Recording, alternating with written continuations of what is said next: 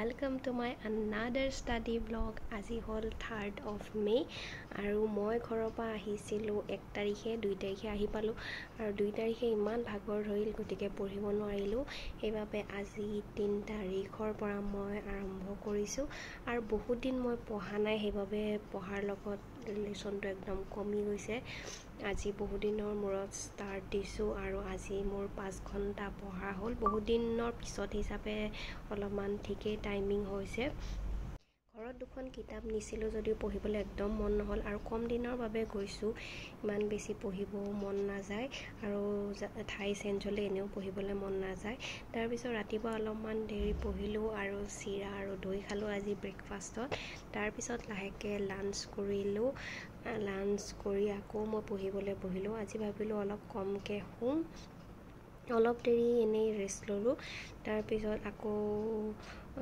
এটা 20 মানৰ পৰা মই ষ্টাৰ্ট দিলোঁ আজি আকৌ দিনত এতিয়া গৰম পৰিছে অলপ দিনত পঢ়িবলৈ ইমান মন নাযায় গতিকে আপোনালোকেও ভিডিঅ' বা নোটছ কিবাকিবি প্ৰিপেয়াৰ কৰিব পাৰে কাৰণ দিনত জোৰে জোৰে পঢ়ি থাকিবলৈ আমাৰ একদম মন নাযায় লাহেকৈ আৰু বেছি গৰম পৰিব আৰু আমাৰ তাতে তিনিচুকীয়া ডিষ্ট্ৰিক্টত অলপমান ঠাণ্ডা আছিল এইকেইদিন মানে ডেইলি বতাহ বৰষুণ দিয়ে আছে গতিকে তাতে ঠাণ্ডা কিন্তু গুৱাহাটীত আহি মই ইমান গৰম পাইছোঁ আপোনালোকে হয়তো পঢ়া শুনা কৰি আছে এইকেইদিন আৰু ইলেকশ্যন শেষ হ'লে ৰিজাল্ট দিলে তাৰ পাছতহে লাহে লাহে গম পোৱা হ'ব পৰীক্ষাসমূহ কেতিয়া পাতে এতিয়ালৈকেতো একো খবৰ নাই আৰু এটা নিউজ আপোনালোকে পাইছে চাগে 10 মাৰ্কছ এক্সট্ৰা দিব যোনবিলাকৰ পৰিয়ালত চৰকাৰী চাকৰি নাই এতিয়ালৈকে কোনো ৰিটেন ন'টিচ দিয়া নাই কিন্তু যদি 10 নম্বৰ এক্সট্ৰা দিয়ে বহুত বেছি টাফ হ'ব সেইবিলাকৰ কাৰণে যোনবিলাকে এইটো 10 মাৰ্কছটো নাপাব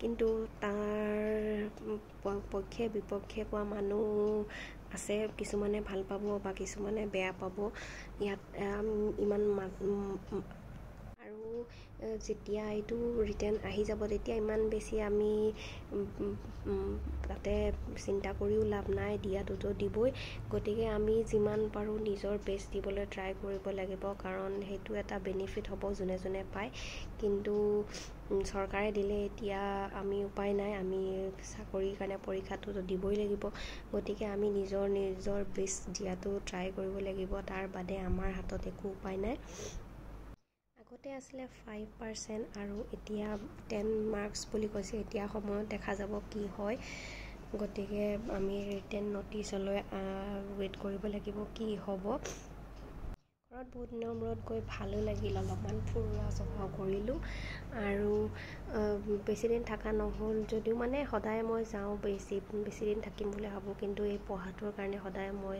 থাকিবলৈ টাইম নাপাওঁ গতিকে মায়েও ক'লে যে পৰীক্ষাটো বেছি ইম্পৰ্টেণ্ট আৰু পৰীক্ষাৰ পাছততো আকৌ যাব পাৰিমেই গতিকে ময়ো বহুত বেছি দিন নাথাকিলোঁ আৰু ইয়াত যিহেতুকে পঢ়া হ'ব গতিকে জল্দি আহিলোঁ আৰু এটা আপোনালোকক ব্লগ দিব বাকী আছে তাৰে মই এডিট কৰাই নাই এইকেইদিনতে দিম আৰু সকলোৱে ব্লগ চাব ইমান ভাল নাপায় সেইটো মই জানো কিন্তু এই চেনেলটো ব্লগ চেনেল যিহেতুকে মই সেইটো স্মৃতিও ৰাখি থ'ব বিচাৰিছোঁ ষ্টাডি ব্লগৰ মাজতে এদিন দিম সেই ব্লগটো আৰু যিসকলে ভাল পায় চাব 2 ঘণ্টা দিনত কমপ্লিট হ'ল গধূলিলৈকে তাৰপিছত ৰাতি ডিনাৰ বনালোঁ ৰুটি আৰু স্কোৱাছ আৰু কণীৰ ভাজি তাৰপিছত আকৌ অলপমান দেৰি পঢ়িলোঁ আজি অলপমান 5 ঘণ্টামান হ'ল পঢ়া আপোনালোকৰ তাতেও চাগে ভোট দিয়া হ'ল মই দিবই নাপালোঁ মই ঘৰত যাওঁ মানে ভোট আমাৰ ঠাইৰ ভোট শেষ হৈ গ'ল আৰু মোৰ নামটো ঘৰতে আছে এতিয়ালৈকে আজি মই পঢ়ি আছিলোঁ যোনবিলাক এটা ষ্টেটিক জিকেৰ টপিক যোনটো মই ইউটিউবৰ পৰাই লিখি লৈছিলোঁ আপোনালোকক দেখুৱাম মই কি লিখিলোঁ আজি আৰু অসমৰ বিষয়েও অলপমান পঢ়ি আছিলোঁ চাহ খেতি কেতিয়া আৰম্ভ তাৰপিছত আৰু কিছুমান অসমৰ উদ্যোগৰ বিষয়ে অসমৰখিনি ভালকৈ কমপ্লিট হৈ যোৱাটো বিচাৰিছোঁ। তেতিয়া মই MCQ বিলাক ট্ৰাই কৰিব পাৰিম। যদি এটা টপিক ক্লিয়াৰ নহয় তেতিয়া মোৰ MCQ চাবলৈও ইমান মন নাযায়, কাৰণ মোৰ এনেকুৱা লাগে পঢ়ি পিনে যদি আমি MCQ কৰোঁ তেতিয়া মানে MCQ বিলাক মানে ট্ৰাই কৰিব পাৰিম, কিন্তু যদি ডাইৰেক্ট একো নপঢ়াকৈ কৰোঁ অভিয়াছলি আমি নোৱাৰিমেই। গতিকে অসমখিনি মই বেছি সোনকালে ক্লিয়াৰ হৈ যোৱাটো বিচাৰিছোঁ, যিহেতুকে দুইটা পৰীক্ষাতেই কমন পৰিব। এতিয়ালৈকে আপোনালোকৰতো বহুত কিবাকিবি ক্লিয়াৰ হ'ল চাগে। মোক কমেণ্টত জনাবচোন আপোনালোকৰ কি ছাবজেক্ট একদম কমপ্লিট হ'ল বা ৰিভিজন দি আছে। কিছুমানৰতো ৰিভিজনো হৈ আছে চাগে, কিন্তু মোৰ দেখিছে বিহুত আধা আধি টাইম গ'ল, তাৰপিছত আকৌ কিবাকিবি টাইম যায়গৈ। গতিকে ইমান বেছি মোৰ কমপ্লিট হোৱা নাই। পলিটিকেল আধা আধি কমপ্লিট হৈছে, কিন্তু আকৌ ৰিভিজন দিব লাগিব। মানে মই পূৰা কমপ্লিট বুলি ধৰা নাই, কাৰণ ৰিভিজন নিদিয়ালৈকে মই এইবিলাক পাহৰিয়ে গৈছোঁ যোনবিলাক আগত পঢ়িছিলোঁ। গতিকে অসমটো অলপ চলপ ক্লিয়াৰ হোৱা বুলি মই ভাবিছোঁ, হ'লেও পূৰা কমপ্লিট নাই হোৱা। আৰু কমপ্লিট হোৱা দিনা আপোনালোকক জনাম মই এইখিনি কমপ্লিট হ'ল বুলি। আৰু আপোনালোকক এইকেইদিন যিমান পাৰোঁ মই ভিডিঅ' দিম যেতিয়া পঢ়োঁ, আৰু যোনদিনা পঢ়া নহয় সেইদিনাটো অভিয়াছলি নিদিওঁ আগৰ নিচিনা, কাৰণ নপঢ়াৰ দিনা মোৰো ভিডিঅ' দিবলৈ মন নাযায়। মানে কমচে কম 5 ঘণ্টামান হ'লে দিবলৈও ভাল লাগে আৰু নিজৰ পঢ়িছোঁ নিচিনা ভাৱ হয়। গতিকে মই যিমান পাৰোঁ ভিডিঅ' দিব চেষ্টা কৰিম, আৰু আপোনালোকেও পঢ়ি যাওক। আৰু সময় বহুত বেছি নাই, আৰু ৰাতি বাজিব হ'ল 11টা, আৰু মোৰ শোৱাৰ টাইম হৈ গ'ল। আৰু আজি হ'ল 5 ঘণ্টা কমপ্লিট, আৰু 5 ঘণ্টা কমপ্লিট হ'লে অলপমান মনটো ভালেই লাগে। আকৌ নেক্সট ব্লগত লগ পাম। গুড নাইট, আৰু আপোনালোকেও ভালকৈ পঢ়ি থাকক। মই ইম্পৰ্টেণ্ট অসম গভৰ্ণমেণ্টৰ যোনবিলাক স্কিম সেয়া মই আগৰ ভিডিঅ'ত আপোনালোকক দেখুৱাইছিলোঁ। এখন কিতাপৰ পৰা পঢ়িছিলোঁ, শৈলেন বৈশ্য কিতাপখনৰ পৰা, আৰু সেইখন কিতাপ মোৰ অলপমান আগতে কিনা, আৰু তাৰ আঁচনিসমূহ 22 আৰু 23ৰ বাবে। আৰু কিছুমান কেতিয়াবা স্কিম বন্ধ কৰি দিয়া হয়, আৰু কিছুমান মানে আগতে আছিল যদিও এতিয়া তাৰ ক্ৰাইটেৰিয়াবিলাক চেঞ্জ হয়, বা কিছুমানৰ অলপমান ধৰি লওক ৰুলছ ৰেগুলেশ্যন বা তাৰ যোনবিলাক সুবিধা এইবিলাক বেলেগ হৈ যায়। গতিকে মই এইটো ইউটিউবৰ পৰা লিখি লৈছিলোঁ এটা ভিডিঅ'ৰ পৰা, যোনবিলাক কাৰেণ্টত চলি আছে আৰু কোনবিলাক মানে পুৰণা হয় কিন্তু এতিয়াও যোনবিলাক বৰ্তমানো চলি আছে সেইবিলাকৰ বিষয়ে দুটামান স্কিমৰ কথা লিখিছিলোঁ নতুনকৈ কাৰেণ্টৰ পৰা। আৰু এইটো নতুন ভিডিঅ' হয়, যোনটো এটা ভিজন কিউ বুলি এটা চেনেল আছে তাৰ পৰা লিখিছিলোঁ মই, কিন্তু তাতে অলপ দীঘলকৈ দিয়া আছে। আপোনালোকে অলপমান শ্বৰ্টকৈ, যিমান শ্বৰ্টকৈ পাৰে সিমান শ্বৰ্টকৈ লিখি ল'ব। মোৰ লিখোঁতে ইমান বহুত বেছি শ্বৰ্টো নহয়, কিছুমান ইম্পৰ্টেণ্ট টপিক মানে পইণ্ট থাকে, গতিকে কিছুমান শ্বৰ্ট হৈছে, কিছুমান অলপমান দীঘল হৈছে, এনেকৈ মই লিখি লৈছোঁ তাৰ পৰা। এইটো প্ৰথম হ'ল মুখ্যমন্ত্ৰী নিযুত মইনা, তাৰপিছত মানে ফাইনেন্সিয়েল ছাপৰ্ট দিয়া হ'ব যোনবিলাক ছোৱালী স্কুলত পঢ়ি আছে, মানে গভট স্কুলত পঢ়া হ'ব লাগিব, চৰকাৰী বিদ্যালয়ৰহে হ'ব লাগিব, আৰু 10 লাখ ছোৱালীক দিয়া হ'ব। আৰু 10,000 দিয়া হ'ব HS ফাৰ্ষ্ট ইয়েৰৰ, তাৰপিছত গ্ৰেজুৱেশ্যনত দিয়া হ'ব 12,500, আৰু 15,000 দিয়া হ'ব যোনবিলাকে PG কৰি আছে, প্ৰিভিয়াছ ইয়েৰত আছে, মানে MA বা MSc PG কৰ্চ কৰিব লাগিব। আৰু 240 crore ইয়াত খৰচ কৰা হ'ব বুলি দিয়া আছে। তাৰপিছত নেক্সটটো হ'ল স্নেহ স্পৰ্শ। এইটো স্নেহ স্পৰ্শত হেল্থ কেয়াৰৰ ওপৰত হয়, চিলড্ৰেনৰ হেল্থ কেয়াৰ, আৰু 14 বছৰৰ কম বয়সৰ চিলড্ৰেনৰ কাৰণে হ'ব এইটো স্কিম। আৰু ডিপাৰ্টমেণ্টটো ইম্পৰ্টেণ্ট হয়, department of health and family welfare Goa লিখিছোঁ যে এইটো গভৰ্ণমেণ্ট অফ আছামৰ আণ্ডাৰত হয়। তাৰপিছত এনুৱেল ইনকাম হ'ব লাগিব 5 লাখৰ ভিতৰত, যোনবিলাক ফেমিলি ইয়াৰ পৰা উপকৃত হ'ব। তাৰপিছত নেক্সটটো হ'ল মুখ্যমন্ত্ৰী মহিলা উদ্যমিতা অভিযান, এইটো কোৱা হয় লাখপতি বাইদেউ স্কিম 2024, আৰু এইটোত মানে 35,000কে পাব, মানে একেবাৰে নাপায়, মানে কিস্তিকে দিয়া হ'ব। আৰু মানে ছেল্ফ হেল্প গ্ৰুপৰ মেম্বাৰ হোৱাটো ইয়াত ইম্পৰ্টেণ্ট, মানে আত্মসহায়ক গোটৰ মেম্বাৰ হ'ব লাগিব। আৰু কিবাকিবি ক্ৰাইটেৰিয়া আছে, 3টা চিলড্ৰেনৰ ওপৰ হ'ব নোৱাৰিব, আৰু মানে ST আৰু OBC কাৰণে অলপমান ৰিলেক্সেশ্যন আছে বাৰু। তাৰপিছত আৰু ইনকম কৰিব লাগিব 1 লাখ, সেইবাবে এই স্কিমটোৰ নাম দিয়া হৈছে লাখপতি বাইদেউ, মানে 35,000কে দিয়া হ'ব, কিন্তু 1 লাখ ইনকাম কৰি আপুনি দেখুৱাব লাগিব। আৰু এটা ভাল বিজনেছ প্লেনো আপোনালোকে দিব লাগিব এই স্কিমটো পোৱাৰ আগতীয়াকৈ। আৰু নেক্সটটো হ'ল অৰুণোদয় স্কিম। অৰুণোদয় স্কিমটো আগৰ পৰা চলি আছে, এতিয়া কৰি দিয়া হ'ল। মই আপোনালোকক আগৰ ভিডিঅ' এটাত দেখাইছিলোঁ, তাতে পইচাটো কম দিয়া আছিল সেইখন আগৰ কিতাপৰ মতে, আৰু এইটো নতুন প্ৰথম দিয়া হৈছিল 830 টকা, তাৰপিছত বঢ়াই কৰি দিয়া হ'ল 1000 টকা, তাৰপিছত এতিয়া দিয়া হৈছে 1250 টকা। আৰু এই দুটা স্কিমৰ অধীনত যদি থাকে তেনেহ'লে এইটো অট'মেটিকেলি অৰুণোদয় স্কিমৰ আণ্ডাৰতে পৰি যাব। দীনদয়াল দিব্যাংজন পেঞ্চন স্কিম আৰু Indira Miri universal widow pension scheme, এই দুটা যদি কোনোবাই পায় তেতিয়াহ'লে অৰুণোদয় স্কিমটো অট'মেটিকেলি পাই যাব। আৰু নেক্সট হ'ল আছাম পুণ্যতীৰ্থ যোজনা, আৰু ৰাম মন্দিৰৰ ভিজিট দিয়া হ'ব ইয়াত ফ্ৰীকৈ, মানে ৰাম মন্দিৰলৈ লৈ যোৱা হ'ব, ইয়াত কোনো পইচা দিব নালাগে, আৰু 25,000 লাভৱান হ'ব ইয়াত। আৰু ডিপাৰ্টমেণ্ট অফ টুৰিজমৰ ফালৰ পৰা এইটো কৰা হ'ব, অসম পুণ্যতীৰ্থ যোজনা। তাৰপিছত PM সূৰ্য ঘৰ মুফ্ত বিজলী যোজনা, এইটো মুফ্ত বিজলী গমেই পাইছে, ইলেক্ট্ৰিচিটিৰ যোনটো এইটো লঞ্চ কৰা হৈছিলে, এইটো ইম্পৰ্টেণ্ট হয় কাৰেণ্ট এফেয়াৰ্ছৰ কাৰণে। February 15, 2024 এইটো লঞ্চ কৰা হৈছিলে। তাৰপিছত মানে ছ'লাৰ পেনেল যোনে নিজৰ ঘৰৰ ওপৰত লগায় সেইবিলাকৰ কাৰণে আপোনালোকক স্পেচিয়েল ডিছকাউণ্ট দিয়া হ'ব ইলেক্ট্ৰিচিটিৰ ফালৰ পৰা। আৰু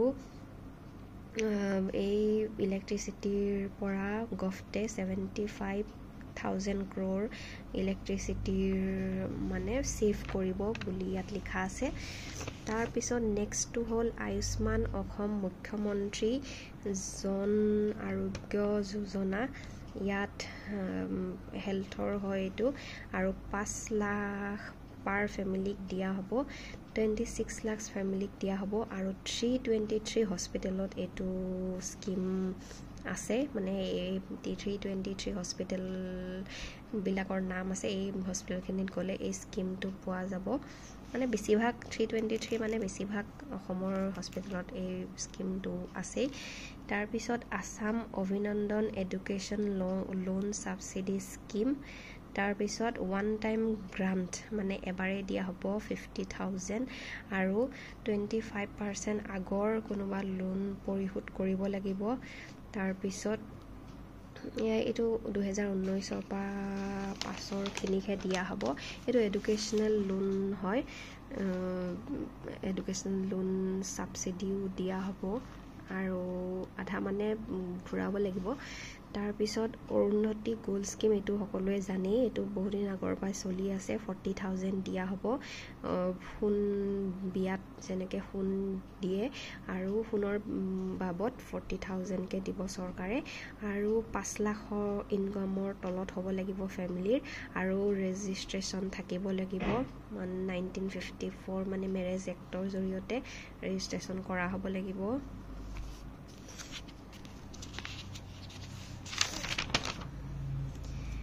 নেক্সট